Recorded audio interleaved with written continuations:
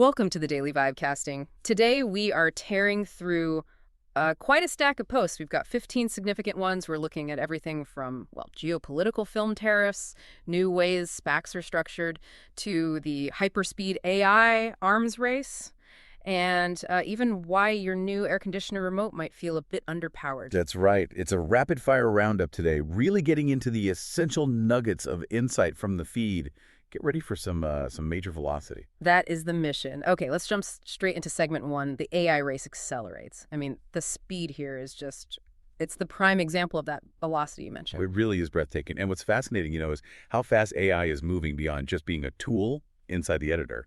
Now it's becoming the engine that kind of gets rid of the editor altogether in some ways. Okay, let's look at two posts that really show this jump. First, post 11 from @ADenibai. They wrote, "Introducing Ami. Comment on the page, make a change to your app." Right, Ami. This is a pretty huge development for generative coding. And you should care because it basically collapses the time between having a thought and seeing it happen in your app. Ami lets a user change things like, swap a logo for a bird image or change a button color just by typing a comment right there on the web page. Wait, so you don't go into the code, not even an editor, you just tell the product what to do on the product. Exactly. That's the key. It moves the whole AI coding thing above the editor level. We have tools like Claude Code, which are powerful, sure, but they mostly live inside a coding environment. Ami shifts that interaction point to the live visual output, real-time changes, testing right in the browser. That speed is addictive for developers, obviously. Speaking of removing friction, let's talk commerce. Post 6 from @OpenAI Devs, they say. "We're introducing the Agentic Commerce Protocol, an open standard co-developed with @Stripe that enables programmatic commerce flows between users, AI agents, and businesses." Okay, yeah, this is a major structural shift, e-commerce. Yeah. And it really leans into that term, agentic tasks. Let's pause there for a sec. Agentic tasks. What does that actually mean in practice? It means giving the AI the autonomy to actually do things, to take steps towards a goal you give it. So instead of just asking, what are the best hiking boots, and getting like a list, the agent can now say, okay, you need boots. I see your size preference from before. I'll check Etsy and Shopify inventory, find the color you like, and handle the secure purchase. That's programmatic commerce. Wow. So OpenAI and Stripe are moving from just finding stuff to actually making the purchase happen. Are they sort of trying to build a new payment layer, maybe compete with Apple Pay or something like that? They're definitely aiming to capture value at the point of transaction, yeah? Users can complete purchases right inside ChatGPT using instant checkout, starting with U.S. users on platforms like Etsy and Shopify. It's a really crucial strategic move for OpenAI. They get transaction fees, embed themselves deeper in the financial plumbing. It's way beyond just processing information. Okay, while the software is racing ahead, the hardware is trying to keep up. Post 5 from @AdcockBrett gives us a peek at, well, the future of physical work. Here's our progress over the last 12 months. Yes. The Figure AI video. Yeah. Figure O2, the humanoid robot. The progress in dexterity just over the last year is stunning, honestly. It's not just, moving boxes anymore. This robot is handling lab equipment, folding clothes, tasks needing pretty fine motor skills. That rate of improvement. That's the key thing here. And remember, this team is stacked. You've got people from Boston Dynamics, Tesla, Google DeepMind. They're merging decades of top-tier robotics knowledge and moving incredibly fast. Okay, now here's where the competition and that push for cost savings really kicks in. Post 15 from @NS123ABC, handle NaiI, lays out the battlefield pretty bluntly. "Sir, Dario just dropped Claude 4.5 and it beats GPT-5 in coding, agentic tasks, and computer use. AMD DeepSeek dropped new model with 10x cheaper inference, 50% plus cheaper API costs." Yeah, that tweet kind of captures the whole AI arms race in a nutshell, doesn't it? On one side, you have Anthropic's Claude 4.5, Dario Amodei's company, directly challenging OpenAI on performance, especially in coding and those complex agentic tasks we just talked about. But the second part of that tweet, DeepSeek's announcement, that might be structurally more important for the wider AI market. Why is cost so critical when everyone's still chasing performance? Well, because performance is getting commoditized fast. DeepSeek is just slashing prices. We're talking 10 times cheaper inference, that's the cost to actually run the model, and 50% lower API costs. That's huge. And they're doing it partly by using China-made hardware acceleration. That challenges the whole U.S., NVIDIA-dominated supply chain. So the game shifts. For big companies wanting to deploy AI everywhere, it becomes less about who's 1% better and more about who's 90% cheaper. Fascinating. Okay, final one for this segment. A strategic play to capture a market. Post 12 from @AndrewCurran, he says. Wired is reporting that OpenAI is preparing to launch a standalone social media app for Sora 2. The app is a vertical video feed with swipe-to-scroll navigation, just like TikTok, except the content of this app is 100% AI generated. Wait, hold on. A fully AI-generated feed. That's not just competing with TikTok. That completely changes the whole content creation game. Right. It means OpenAI is leveraging Sora 2, which, remember, makes high-quality video in like under a minute to launch a social platform where the user is just consuming, not creating. It's the ultimate velocity move, isn't it? Just eliminating the human time and cost of making content. The timing. Very interesting. They might be trying to jump in while Meta and TikTok are facing all that regulatory heat, positioning themselves as this new, clean, algorithm-driven alternative. Okay, moving fast into segment 2, markets and money movers, where the speed of capital often runs into the friction of risk and structure. Yeah, and if you connect this back, we're looking at how big players are trying to, well, stabilize things, their balance sheets, their structures, especially with all of the recent volatility and, frankly, the high cost of money. Let's kick off with a classic market signal, or maybe an anti-signal. Post 4 from @WatcherGuru. Short and sweet. Just EN. Jim Cramer says, buy crypto. And cue the collective groan from the crypto community. Or maybe the sound of short positions being opened. Yeah, historically, this advice tends to trigger an immediate, bearish, contrarian reaction. People often bet against him. But hang on, hasn't he actually gotten a few calls right lately? Is that whole Cramer curse narrative still totally accurate, or is it just, a market meme we all follow? It's a fair question. His overall accuracy is debatable, sure. But his track record on major calls, like, remember he missed that huge 155% Bitcoin rally in 2024? That history gives him outsized power over sentiment. So for traders, especially those using leverage, this kind of post isn't really financial advice. It's more about predicting immediate market psychology, which, yeah, often leads to a quick sell-off. Okay, complete opposite end of the crypto thinking here. We've got relentless buying from @Sailor, Michael Saylor. Post 8, Strategy has acquired 196 BTC for $22.1 million at $113,048 per Bitcoin. As of 9/28/2025, we hold 640,031 BTC acquired for $47.35 billion at $73,983 per Bitcoin. He just keeps going. Strategy, MicroStrategy keeps converting its treasury into Bitcoin. It's an aggressive hedge against inflation, against dollar devaluation. They now hold 640,031 Bitcoin. Think about that. That's almost 3% of all Bitcoin ever mined. 3%? Wow. Yeah, it's an incredible concentration of one company's treasury. It's a pure long-term macro bet. They basically try to stabilize against short-term price swings by just holding this enormous strategic pile. All right, switching gears to corporate structure. Post 3 from @Chamath, Chamath Palihapitiya, signaling a big rethink for SPACs. I have seen how the perception of SPACs became clouded with American Exceptionalism Acquisition Corp. I wanted to address this directly and make improvements based on what I've seen. Okay. This is Chamath trying to fix the reputation of SPACs, right? Yeah. Special purpose acquisition companies. They got hammered after that boom and bust in 2020, 2021.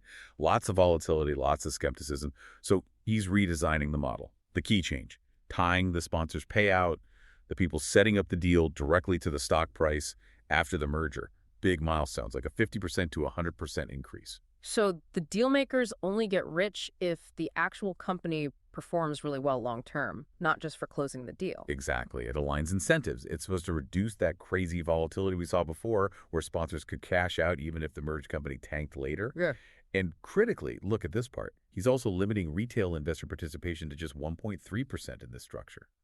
Learning from the past. Definitely learning from when small investors got badly burned on some high-profile SPAC flops. So this is about imposing some friction, some structure for stability. And our final market post shows a big company slimming down, getting back to basics. Post 13 from @UnusualWhales. Occidental Petroleum, OXY, is in talks to sell its OxyChem unit in a deal valued at about $10 billion. Yeah, this is a major strategy shift for Occidental. Selling off OxyChem means they're shedding non-core assets to really double down on oil and gas production. The main reason? Debt. OXY took on a mountain of debt with those huge acquisitions at Anadarko back in 2019 and then CrownRock in 2023. They need to clean up their balance sheet urgently. Okay, beyond fixing OXY's finances, what's the wider impact of selling OxyChem? It's a big unit, right? Huge. This goes way beyond just energy markets. OxyChem is a massive player in the chemical sector. They supply something like 10% of all chlorine in the U.S. 10%. Wow. Yeah, so a $10 billion sale changes who owns a critical piece of the national chemical supply chain. It's not just a financial deal. It could cause ripples downstream in manufacturing, infrastructure, anything that relies on those chemicals. All right, segment 3. Policy, culture, and those surprising little details that show the friction regulators are putting on all this velocity. Mm-hmm. And this segment really drives home how these high-level international rules end up affecting tiny things in your daily life, like buttons on your appliances. Post 1 from @Lavelcio is a perfect example. I think anyone who's bought a new AC lately might relate. I just got a new AC installed by Mitsubishi Electric. I was wondering why it was so weak and tried to find the powerful or turbo button like any AC has. Right, and the reason the powerful or turbo button is missing, it's a direct result of global policy affecting your immediate comfort. Specifically, it's the EU Energy Efficiency Directive, 2018-1999. The EU cares about my AC's turbo button. Why? Because that directive sets really ambitious energy consumption targets for 2030. And that turbo mode, that quick blast of cold air, it can spike energy use by up to 30%, even if it's just for a short time. So to meet those legally mandated efficiency standards, manufacturers have to prioritize eco modes and basically just remove the high-power options. It's a direct trade-off mandated by regulation.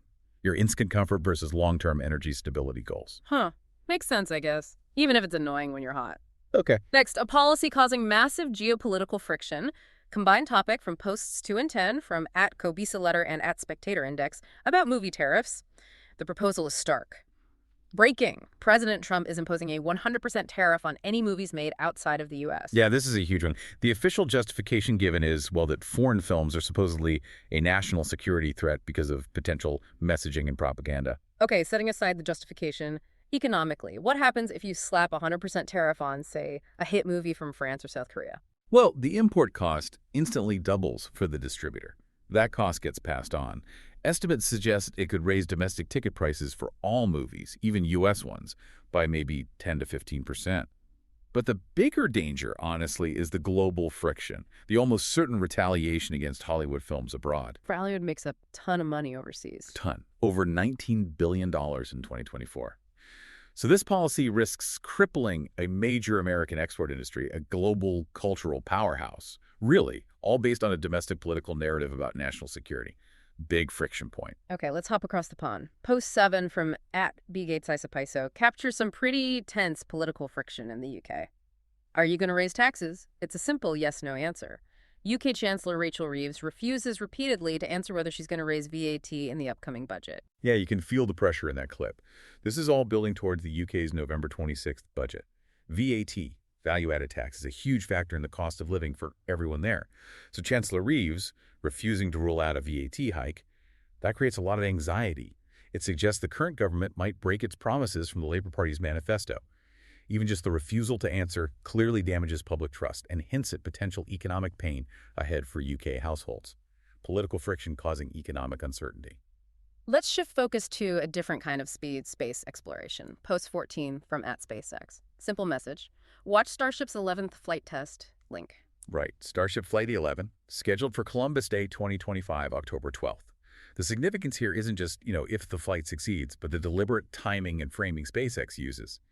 Linking it to Columbus Day draws this direct parallel between Columbus's 1492 voyage, that whole narrative of exploration, risk, expansion, and the modern drive towards Mars, towards becoming interplanetary.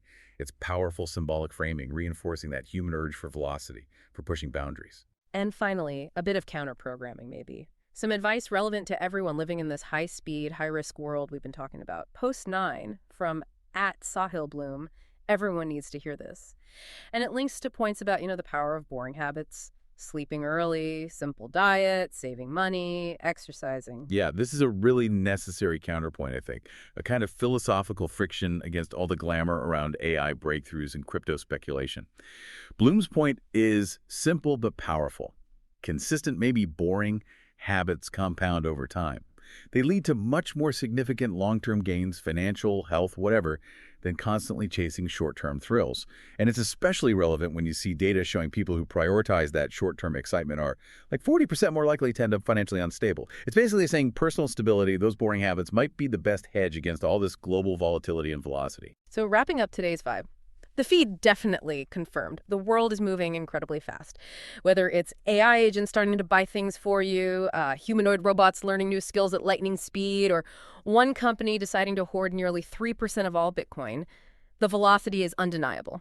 Absolutely undeniable. And we also saw major structural forces pushing back, trying to impose order or stability. Things like Chamath redesigning SPACs to force long-term thinking, or Occidental selling off a huge unit to stabilize its finances after massive bets. But the really big question, the provocative thought maybe raised by today's deep dive is this. What happens at the collision point? What happens when that raw, high-speed technological velocity Claude 4.5 leapfrogging GPT-5, an AI-only TikTok competitor launching, smashes into the necessary friction of regulation and structure, like the EU directive making your AC weaker for the sake of efficiency, or proposed tariffs potentially sacrificing global cultural exchange for domestic political points? How quickly will those boring habits Sahel Bloom talked about become absolutely essential, not just for getting ahead, but maybe just for staying afloat? Yeah, that collision point, velocity versus friction, that's definitely where the biggest opportunities and maybe the biggest risks are going to be found. We hope this deep dive into today's buzz gave you the knowledge nuggets you need to navigate that very space. Until next time.